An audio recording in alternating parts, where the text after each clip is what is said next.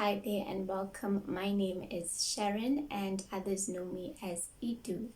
Today I would like to share my story of how I lost my job, my career, and ultimately everything that I worked hard for. Some things I will not be able to say outright for various reasons, but please read between the lines. Over the past 2 years and some months, I've had people try to tell my story for me, people that weren't even involved but assumed that they knew what was going on.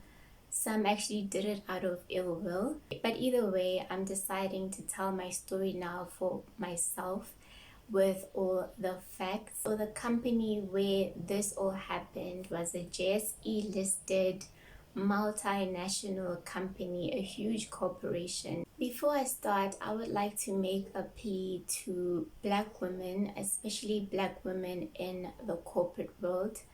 During my last few weeks working at that company, I had the displeasure of experiencing some things primarily from Black women who, I don't know, maybe out of their own assumptions, came to certain conclusions about me, or I don't know what exactly it was, but it was Black women from HR and from employee relations that would look at me sideways with attitude, you know how we do. They would even gossip about me right in front of me without any care in the world. And these are professional women who are educated in a professional environment. Their behavior towards me was very catty, very unnecessary, very rude. They would look me up and down whenever they would see me walking down the hallway or when I go to the bathroom. It was something else. Some of these women I didn't even know, I hadn't even interacted with in the past. I just knew that they worked for the same company. So my question to Black women is, why do we feel like we have to tear each other down in order to have some form of importance or self-importance? Why is it that the biggest enemy to a Black woman is another Black woman? Why can't we be supportive to one another? Why can't we be kind and gracious? And I'm not saying that anyone had to side with me or show me any kind of sympathy, but if you do not know the facts about something, or you're only going off of what other people are saying, why would you feel the need to involve yourself in that situation? The only sense of kindness that I felt during that horrible time that I was going through at that company during my last few weeks and days was from a white woman. A white woman. And this was someone that was actually there when certain things happened. She was in the room to witness and see the things that I had to deal with. And like I said, I'm not saying that anyone should have stood up for me or anything like that. We all have our own battles to fight. But if something doesn't even involve you, if you don't know the full facts about what's going on, why do you feel the need to put someone down or insert yourself into a situation?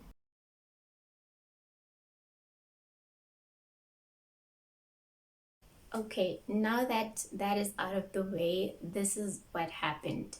So I studied for the career that I was in. My parents did not pay for my tertiary education. I studied fully on bursaries from my first year all the way up to my postgraduate studies. I even had to get a part-time job during my third year and my honors year in order to help with some of the costs that my bursaries did not cover.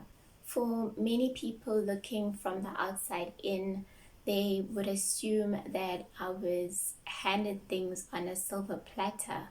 They would look at the fact that my dad had a high ranking position where he worked, that he was well known and respected, or that we lived in a nice house in a nice area, or that my parents drove nice cars. They looked at all of that and they would assume that I was somehow treated like this princess and things were just handed to me, which was far from the truth. I had to work very hard for the things that I have and that I had even back then. In fact, when all of this was happening, when I lost my career, my parents did not lift a finger to try and help me. I remember when my car got repossessed almost a year after I lost my job, I did ask them for help, but they wouldn't help me.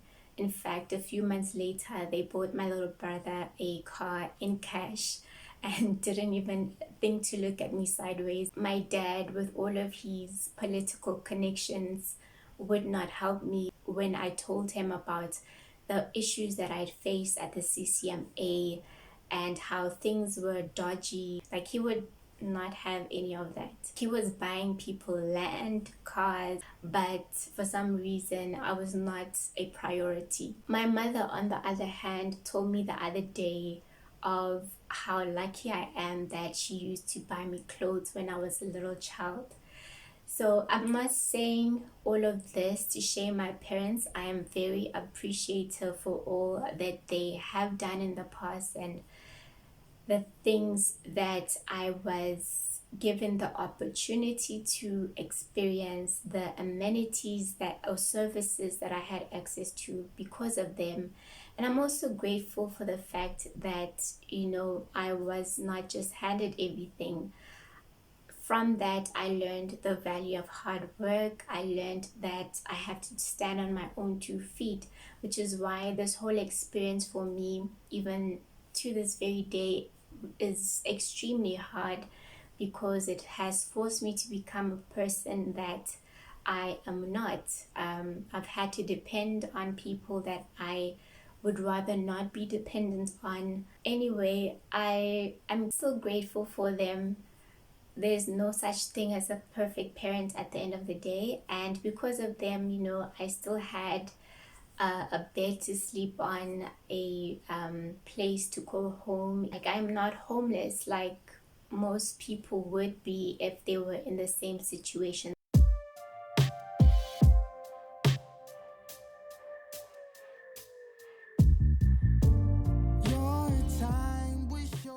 Like many other things that happen in our lives, there is a spiritual reason behind all of this, but that is a story for another day.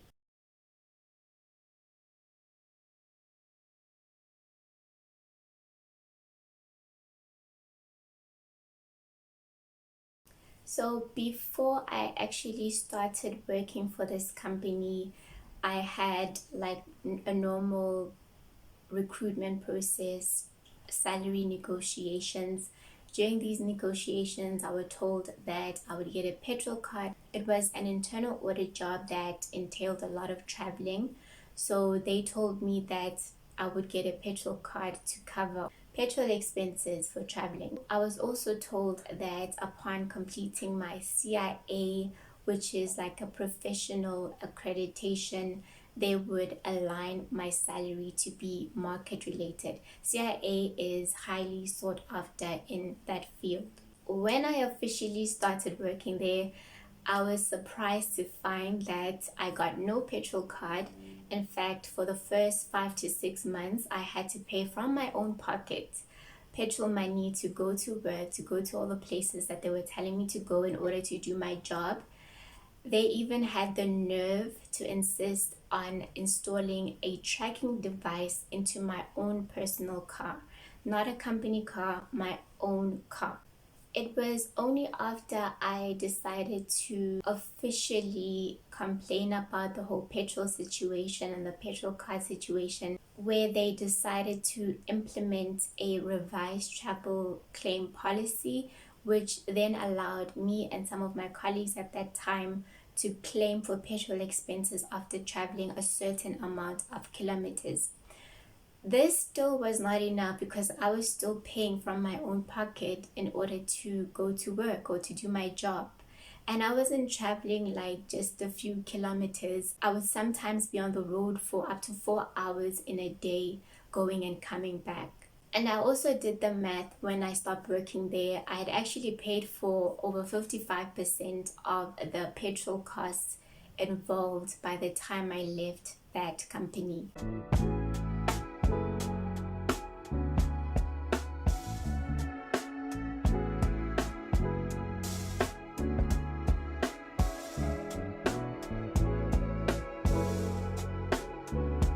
Apart from this petrol card issue, I found that this company had a very toxic, a very racist culture, which was in many ways hidden. Like when I started speaking to them over the phone, I had this impression of this positive working environment, which was very opposite to what I found when I started working there. In fact, by the end of the first month of me being there, I was already searching and looking for the next job. That's how bad it was. While all of this was happening, I was working on completing my CIA exams. I had already started with this before I even got hired by this company. I always knew where I wanted to go in terms of my career. I eventually got my CIA, and I was so excited because that meant that I would get a raise, and maybe this whole petrol issue would not bother me as much because I would actually be getting paid a decent amount. Little did I know of what was to come. After passing, I write an email to my boss and to my boss's boss to tell them about my achievement. They congratulate me, they even tell my other colleagues about it, but there is no mention of a salary increase. So I think I waited a few days before I even asked, but I did ask soon after that. And what they said to me was that they are not aware of any such terms or clause in my employment contract. And I'm just like, are these people for real? And I remember even HR calling me at that time to verify where exactly it was that I had seen this. And I pointed that person directly to where it was in my employment contract. They came back to me after that and they said to me, "We are so proud of you because of your achievement. We are giving you 3,000 Rand." So now I'm thinking, okay, 3,000 Rand, that's at least something, and I'm happy about it. In fact, yeah, I was happy about it. It was something at least. But I was still pressing on about the whole salary increase because that was what was said. But just like with the petrol card issue, they didn't deliver on what they promised. We kept going back and forth, and then things started happening. So there was an instance whereby I won't even go into some of the details, but I started getting falsely accused.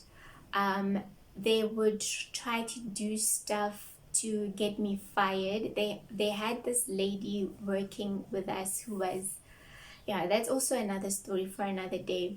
But they would basically use her to try and poke at me to get me to say something or do something that would get me into trouble so that they could get me fired, because they knew that they would have to give me an increase, which was something that they were not willing to do, or something that my manager at that time was not willing to do. Finally, something did happen, and I was given a final warning. Now, bear in mind, before this, I had no other warning against my name, but all of a sudden, I had a final written warning. And I spoke to someone from employee relations about it because I wanted to fight it, especially because of what was being said about me that was not being true within that circumstance. And this man basically said to me that I should just leave it alone and let it be and just keep to myself for the rest of my time working there, because he said that their intention was actually to just fire me on the spot, but I didn't have any previous warnings, so they couldn't do that. They knew that if I took the matter further, I would probably win because there was no other prior warning. So they didn't fire me. Instead, they just gave me a final written warning.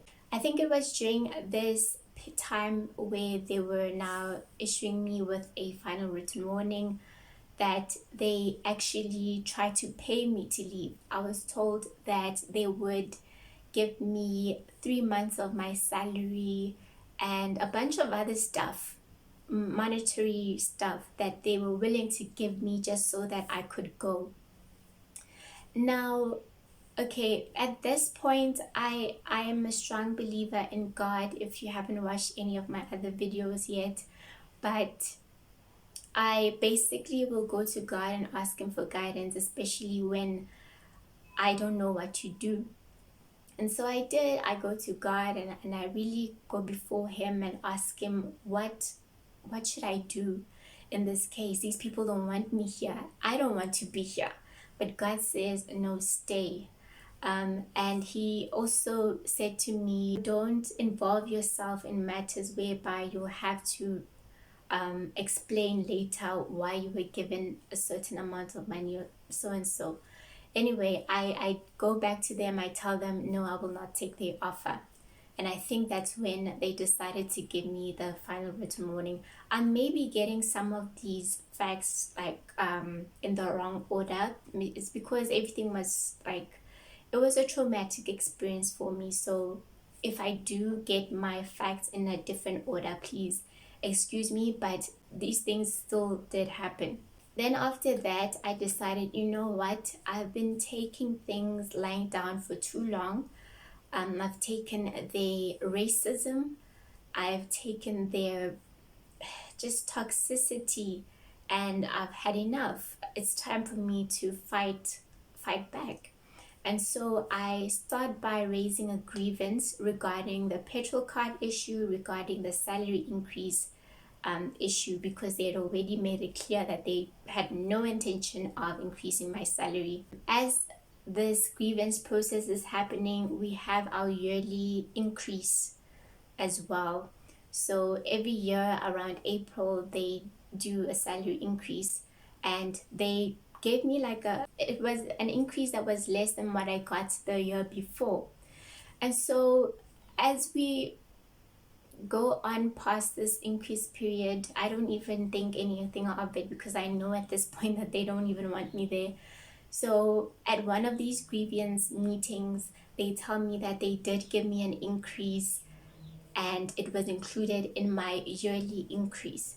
So I'm thinking, okay, well, wait, in my very first year of working here, I got an increase that was way more than what you gave me this year. How can you say that you included my increase from my CIA achievement?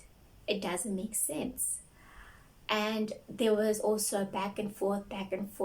Mind you, okay, I just want to note here, the manager that I was dealing with at that time was also not qualified as an auditor or an internal auditor.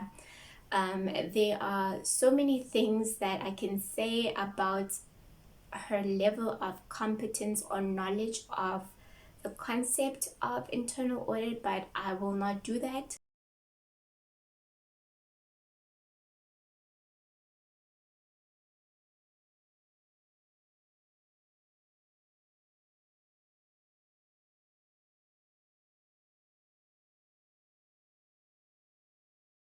She had the right skin color, so they gave her the job.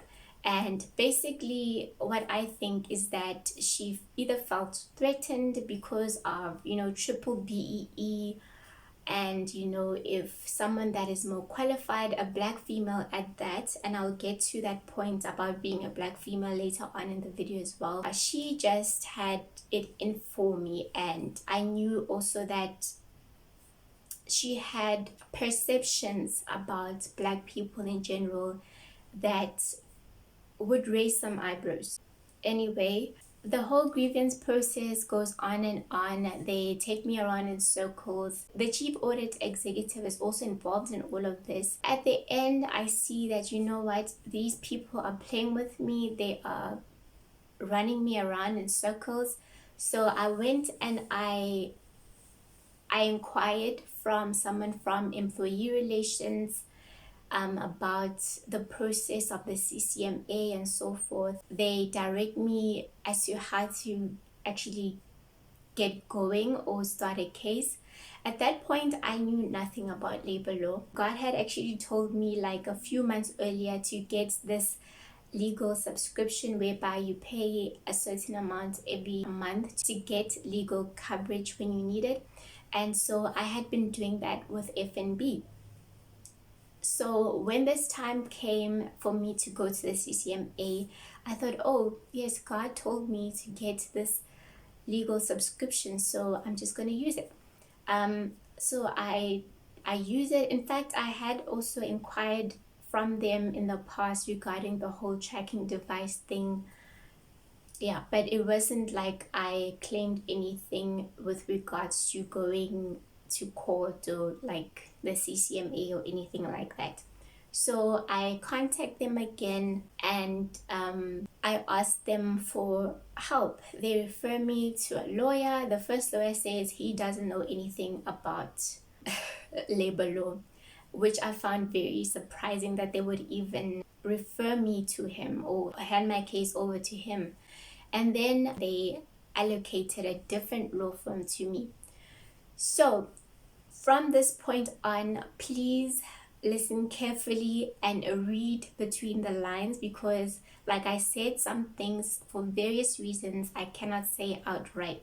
This law firm that I go to, they assign me a lawyer who is well experienced. I took it in labor law. However, with all the referrals that they made to the CCMA, there was always an issue.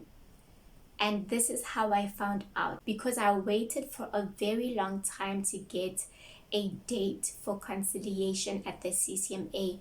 And if any of you have dealt with the CCMA, you know that they will tell you that within a month you already have a date.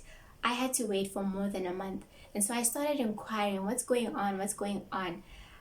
That's when they told me at the CCMA that this law firm or this lawyer was making errors in the documents that they were submitting.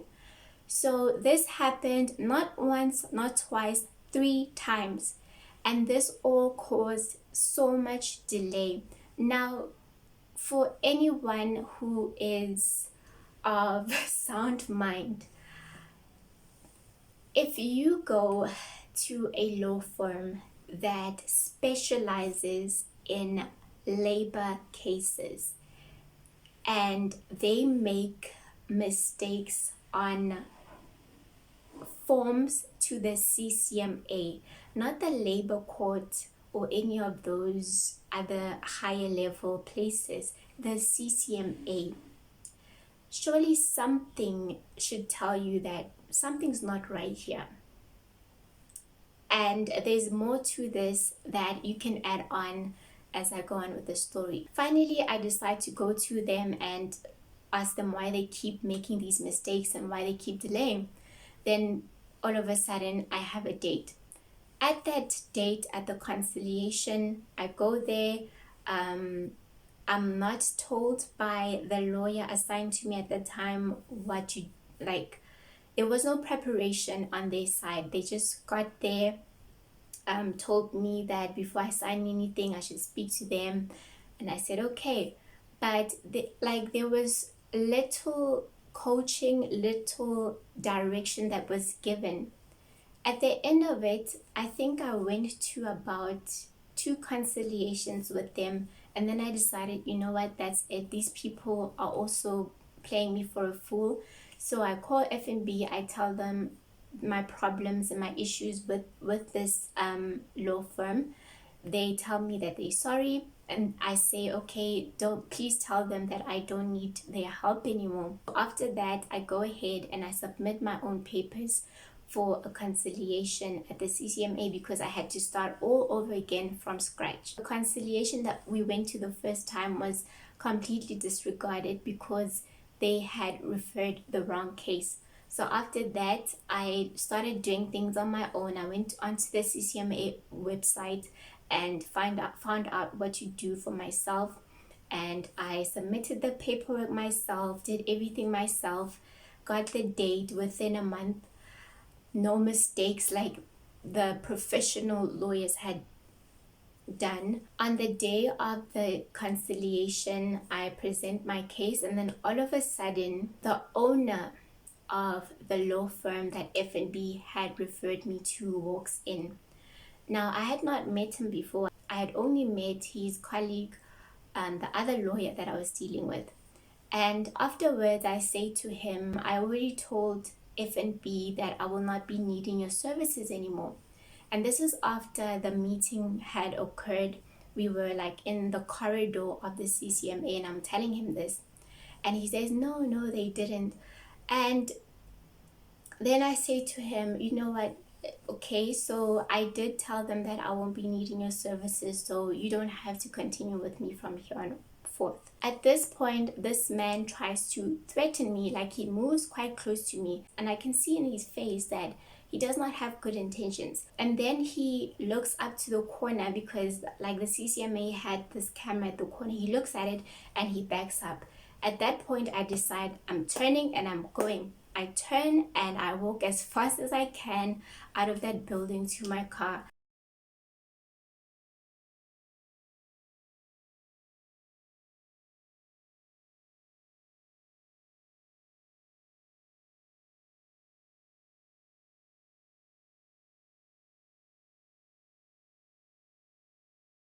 From then on, I kept referring my own cases up until I got to arbitration.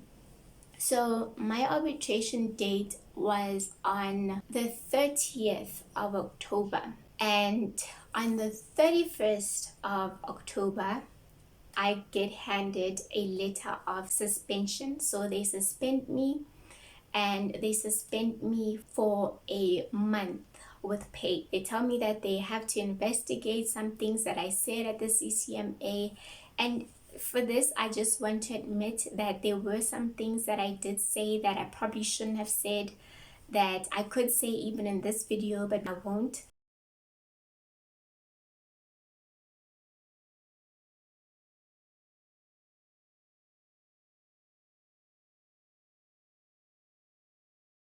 One of the things that they said at the CCMA was that they look at someone's qualifications and experience when they configure salaries.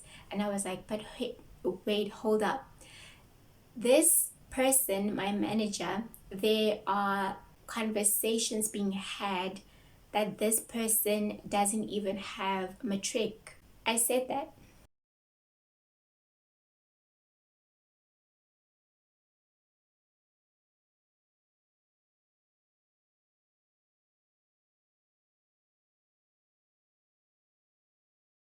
And then it also came out of my mouth that they had basically had dealings with my lawyer in order to delay the case, which I shouldn't have said, even though it was true. Basically, they used those two statements that I made to suspend me. After being suspended for a month, they tell me that they have reached a decision. I go in, I think it was the 2nd of December, they tell me that I have been fired. And the reasons that they give me is that I lack integrity. So they basically claim that I lied at the CCMA. And as an internal auditor, to be told that you lack integrity, who do you think is going to hire me after that?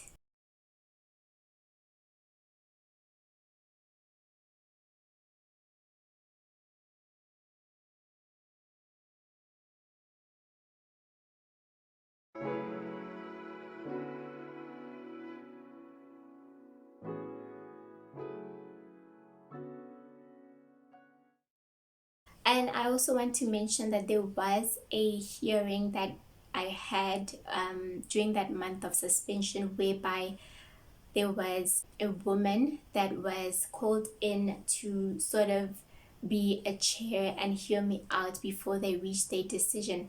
Now, this woman, surprise, surprise, was someone that I had to audit. She was one of my last audits. In fact, I think she was second last or something like that. And her audit report had not been released yet. And she had to decide whether I should stay or I should be fired. She had also made complaints in the past about my audits because she felt like I was too strict. And in the audit that I had done in her area, I had found some alarming things. So obviously, I'm not in this lady's good books, but still they decide to take her and have her decide whether I should be fired or not. Now, at the beginning of this meeting, I even said to them that I don't feel comfortable with this because firstly, I have the person that's accusing me of lying, who in fact was the one lying all the time and covering her tracks, and the fact that she had falsified certain information. And then we had another person who was not happy with me because of her audit results and the fact that her own job could be in trouble if the report came out the way I had written it.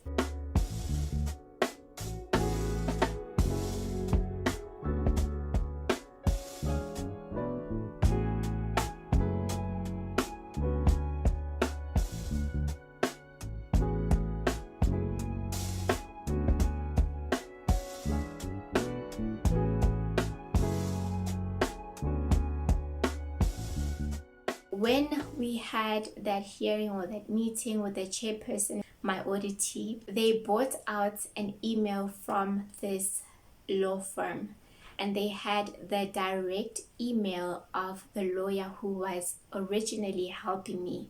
Now, mind you, I didn't even have that personal email. I had to go through a secretary to reach this person. So how they actually got this lawyer's direct email address is something that I asked them and something that I still don't know. This lawyer wrote in the email that they would be pursuing legal action against me for the statements that I made about them at the CCMA. To this day, I have not received any notification of any legal case against me, and I'm still waiting.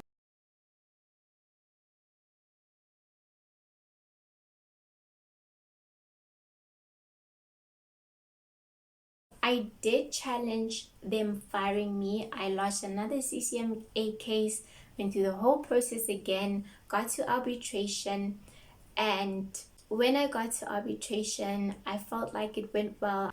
However, when I got the outcome, I was very disheartened.